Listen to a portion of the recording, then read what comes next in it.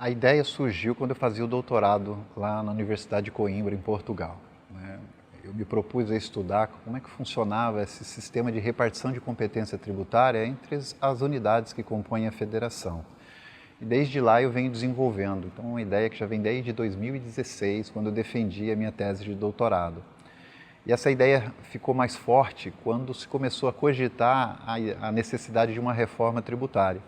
Então eu pensei, por que não aproveitar toda aquela tese, né, aquela base teórica do doutorado para enfrentar essa proposta que altera profundamente o sistema tributário nacional. Então, a partir desse fundamento que eu já tinha estudado no doutorado, eu peguei toda essa base e aí me propus a analisar a reforma tributária com alguns argumentos que não são muito comuns, né? Porque, de modo geral, ele fala sobre política tributária. Não é um livro de direito, é um livro de política tributária, em que eu uso conhecimentos da área da economia, das finanças e do direito, evidentemente. Esse livro ele alcança os diversos segmentos da sociedade, ele vai ser um objeto de discussões acadêmicas muito profundas, mas para além das paredes da academia, ele vai estar impactando o poder legislativo, o poder executivo nas implementações dessas reformas e especialmente os contribuintes, os empresários que são objeto de arrecadação do Estado e o impacto desses tributos nesses grandes negócios, pequenos e médios negócios, que hoje no nosso país sabemos que o empreendedorismo é um ato de coragem, digamos assim, diante de tantos encargos tributários que o empresário enfrenta. O livro, ele preenche uma lacuna bibliográfica muito grande no Brasil. Eu entendo que ele é indispensável para advogados, estudiosos, para gestores, legisladores e principalmente julgadores, aqueles que estão na função de julgar, em razão da multidisciplinariedade da obra.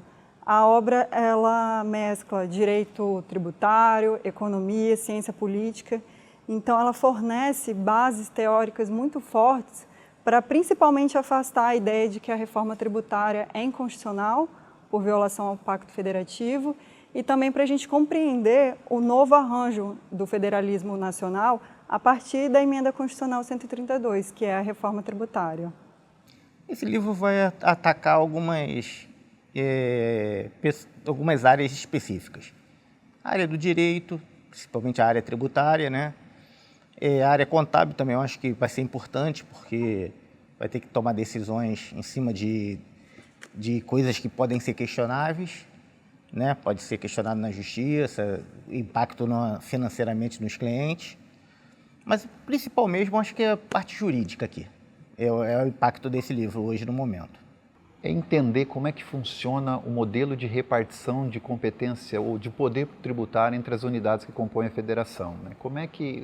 Qual é o motivo que fundamenta a atribuição de competência para o governo federal, para os governos estaduais e para os governos municipais.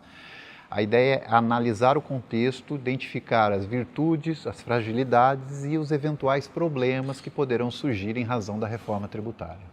É um livro que trata do sistema tributário nacional, então quem lida com tributação e quem lida com política pública, ele vai contribuir bastante, porque ele traz uma visão mais ampla do que aquela que é específica do direito, né? Ele consegue congregar conhecimentos que vão desde a área da economia, de finanças e do direito, né? Então, de modo geral, ele auxilia os operadores do direito, ele auxilia os economistas que têm uma dificuldade grande de obras no Brasil que tratem do tema sobre essa perspectiva mais ampla e os estudantes, né, que estão agora entendendo como é que funciona o sistema tributário nacional. Da complexidade do sistema nacional tributário, da Federação Fiscal Brasileira e do senso crítico que é preciso ter quando a gente fala de repartição de receita, das competências dos estados e dos demais entes, em razão justamente do novo arranjo do federalismo fiscal advindo da reforma tributária. Essa emenda 132, ela é de 2023 e desde então se discute os impactos socioeconômicos na sociedade. Porque na realidade nós temos uma série de tributos destinados a vários segmentos e produções.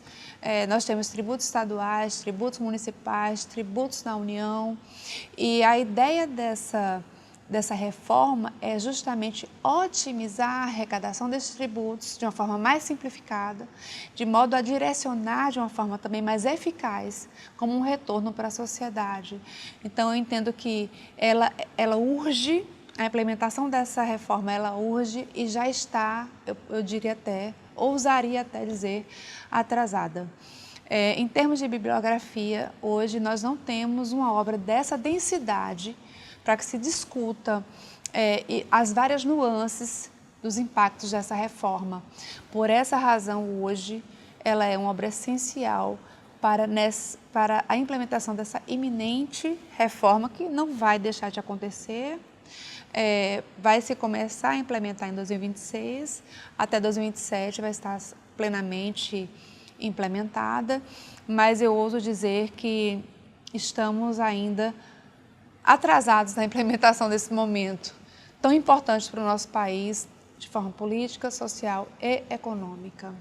Ele vai poder abrir os horizontes das pessoas e ver pelo entendimento crítico aqui do autor, no caso do Rogério, como é que eles podem alcançar, se o entendimento deles está de acordo, fazer a parte crítica mesmo da lei, né? Saber se é importante, está certo, é questionável, não é bom, não é bom, e o que pode ser feito, né? Na verdade, né, são três pilares que se entrelaçam, é difícil separá-los, né?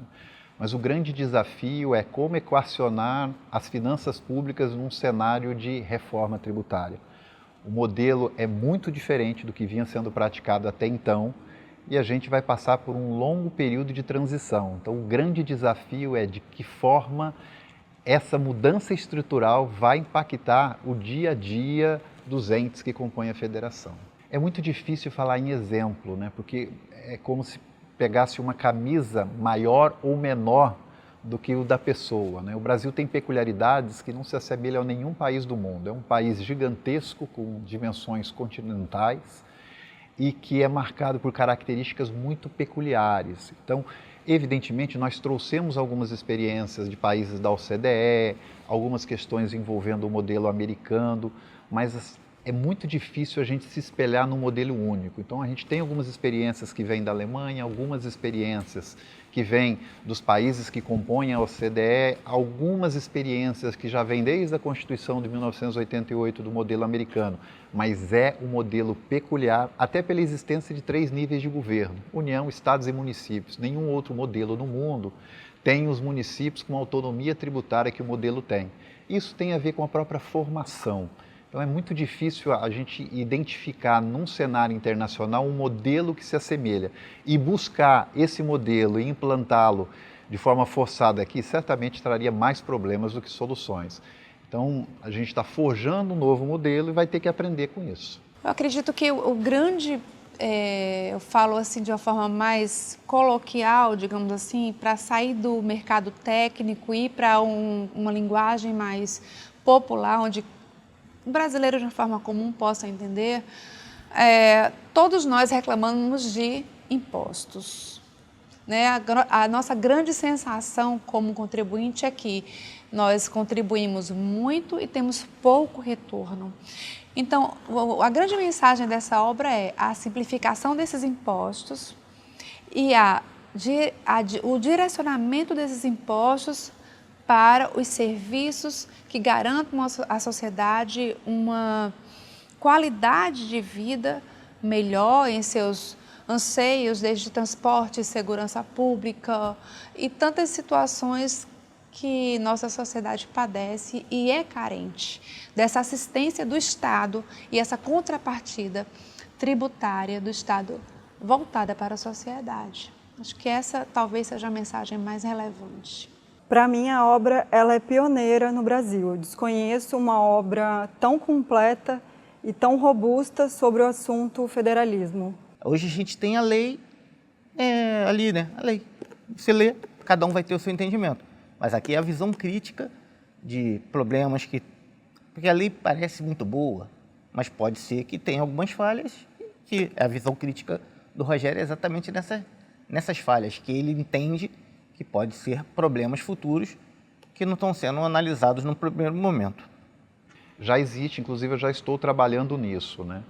Esse primeiro livro, ele fala um pouquinho da estrutura, é como se fosse o alicerce do sistema tributário nacional, de modo que as pessoas possam compreender como é que essas estruturas vão impactar no dia a dia. Mas o próximo passo é escrever um livro que analise o tributo em si, que é o IBS, né, e as contribuições sobre bens e serviços. A ideia é escrever um livro didático para que as pessoas consigam entender essas mudanças e aplicar nos seus respectivos negócios. É um livro que não é só para advogados. A ideia é que pessoas que lidam, que têm que pagar a conta, entendam como é que funciona o sistema tributário. Foram 5 anos de trabalho, depois necessidade de atualização, e para identificar as mudanças, vai e vem. Então, foi dedicados mesmo uns 5 anos. Ele está disponível, né, na plataforma de venda de livros da minha editora, que é a Lume Juris. Né, então é só acessar lá que já está disponível para venda.